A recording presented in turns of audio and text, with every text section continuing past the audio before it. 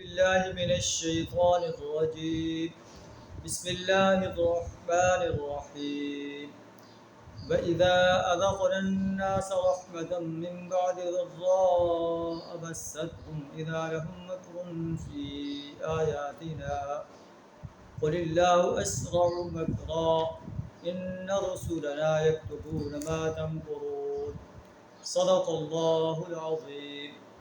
سورہ یونس آیت نمبر 21 آپ کے سامنے تلاوت کی۔ اس کا ترجمہ کچھ اس طرح: وَإِذَا أَذَقْنَا النَّاسَ رَحْمَةً مِّن بَعْدِ ضَرَّاءٍ، جب ہم تکلیف کے بعد انسانوں کو اپنی رحمت کا مزہ چکھاتے ہیں۔ إِذَا لَهُم مَكْرٌ فِي آيَاتِنَا، وہ ہماری نشانیوں کے بارے میں چال بازیں شروع کر دیتے ہیں۔ قُلِ اللَّهُ أَسْرَعُ مَكْرًا، اے نبی صلی اللہ علیہ وسلم آپ کہہ دیجئے اللہ تدبیر کے لحاظ سے بہت تیز ہے، اللہ کی تدبیر جو ہے، اللہ کی چال جو ہے بہت تیز ہے۔ إِنَّ رُسُلَنَا يَكْتُبُونَ مَا تَمْكُرُونَ، ہمارے فرشتے جو کچھ تم چال بازیں کر رہے ہو انہیں تحریر کر رہے ہیں، انہیں لکھ رہے ہیں۔ تو اس آیت میں قریش مکہ کو اور پھر پوری انسانیت کو جو ہے خبردار کیا جا رہا ہے۔ قرآن چونکہ آفاقی کتاب، قریش مکہ پر جب تکلیف آتی تھی، جب ان کے اوپر قحط کا دور آیا تو انہوں نے سب اپنے بتوں کو چھوڑ دیا، جو ہے ود، سوا، لات، منات، عزا، سب کو چھوڑ کر ایک اللہ کو پکارنے لگے کہ اے اللہ ہماری اس قحط کو دور فرما دے۔ اللہ کے رسول صلی اللہ علیہ وسلم کی خدمت میں حاضر ہوئے، آپ اللہ سے دعا کریں، تو اللہ نے جو ہے قحط ختم کر دیا۔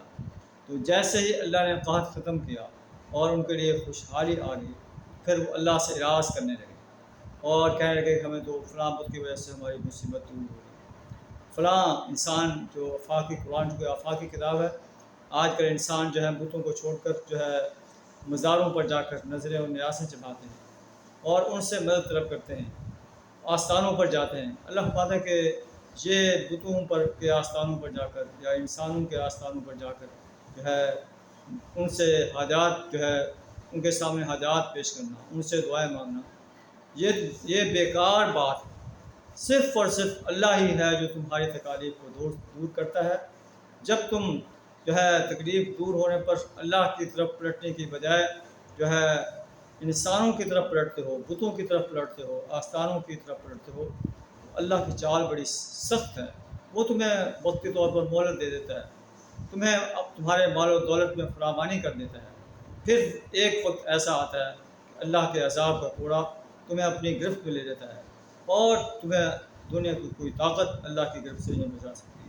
إِنَّ رُسُلَنَا يَكْتُبُونَ مَا تَمْكُرُونَ، جو کچھ تم چال بازیں کر رہے ہو ہمارے فرشتے اسے تحریر کر رہے ہیں۔